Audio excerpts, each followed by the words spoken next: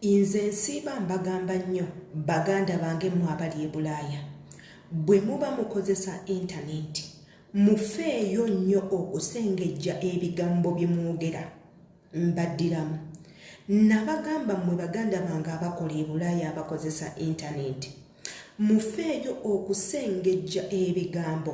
bye mwogera bijja basuula mu kuzibu ng'ono muganda waffe amanya yenze Shela Adita atanaba kubanga subscribinga ku YouTube channel yange jankobeere nga osubscribinga tuteekayo waka omulungi commentinga video webe kunyumidde oli waddembe okusharinga wabula ate ekisinga amakulu likinga jokumu okulikinga banna abalala abatanabafuna information ejja kubanga ebatuukako mu bwangu ddala olunaku lwa leero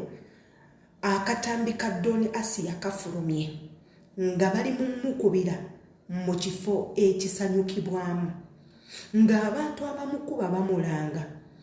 kuboogerako bigambo bikyamu ng'akozesa omukutu gwa internet tukijjukire nti ono omukyala Doni ASIYA yaweebwako obutwa omwaka oguwedde era ng'abaamuwa obutwa baali bamulanga mumwa Inze nsiba mbagamba nti omukutu gwa internet guno eno gugenda kutugumbula bankuba kyeyo bangi nga nange mwendi tomanya gugenda kutugumbula bankuba kyeyo bangi kubanga bankuba kyeyo abasinga temumanyi byakwogera temuyina content mumunoonyeza ku famire z'abantu content mumunoonya nga mutaanuula ntalo n'otamanya nti obutambi bwe gye bukoma okufuluma munnanga mu kifo ky'emikwano osomboola balabe era mu kusomboola abalaba abangi jjukira bo bali mu kupulaningira batya bwe bali kutuusaako obulabe wabula gwe tonnaba kupulaninga otya bw'ogenda okubanga olwanisaamu bano abalabe b'oli mu kukola Inze ngenda nennewuunya oba abantu abamu temukulira mu ze famire zammwe nga temukulako n'abasenga n'abajjajja kubanga abo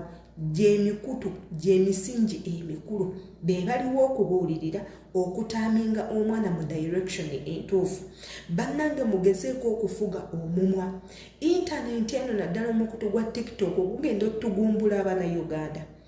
nina amawulire ge nabaddeko recently omukyala Nigeria akola ffe bye tukola nadda ku TikTok n'ayogera nadda ku Facebook n'ayogera ne ku Instagram famire ye baagiwambye mu kugiwamba babadde bamulanga kwogera bigambo ku bantu kuyingirira famire z'abantu yamanya abanagu yamanya abaavu yamanya abasiru yamanya abataasoma yavuma bamama b'abanne okubeera bamalaaya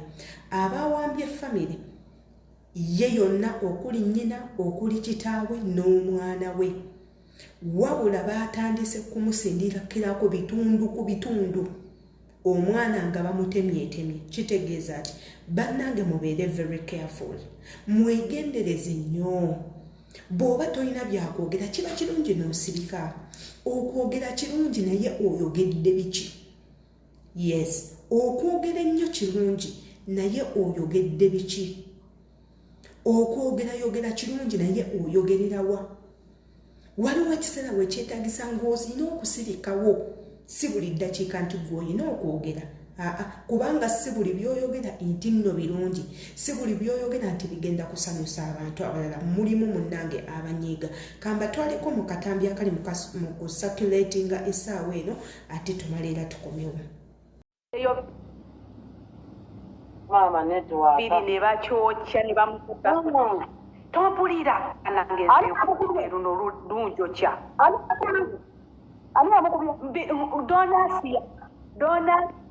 Doni ASIYA bamukubidde Saudi ne bamuyuzaayuza engoye nga balina emmedi enviiri ne bamujja wiigi ku mutwe ne bagikumako omuliro Big Voice kuterekeyo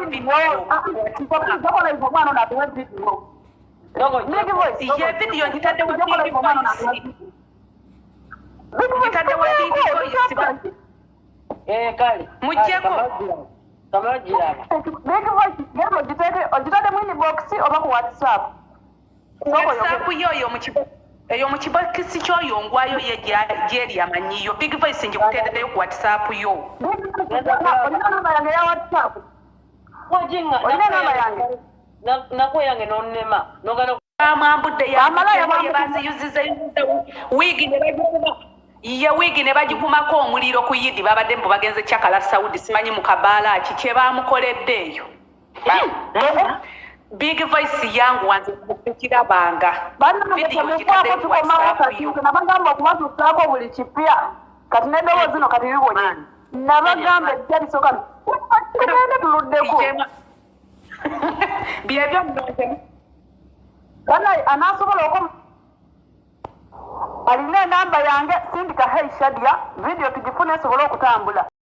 Ndowooza akatambi mukalabye ne mukekkaanya bulungi ebyo nno byabadde ku lunaku lwa Idi nga bagenze ku Kyakalamu bwe baabakozeeko ataaka nga baagala obbajja mu bulamu bw'ensi. Bingi tukyabinoonyerezaako tufune amawulire amatuufu naye mbuuza ekibuuzo kyange nkirekera mmwe mu vidiyo eno oyizeemu ki? Mu katambi ako oyizeemu ki? Bw'oba olina ky'oyizeemu komenti ngaawo wansi. Amannya nsigadde yenze Shila Adita atanaba kuba ng'osubscribinga ku YouTube channel yaffe jangu obeere nga osubscribinga olaikinge okomentinge embaagala nnyo.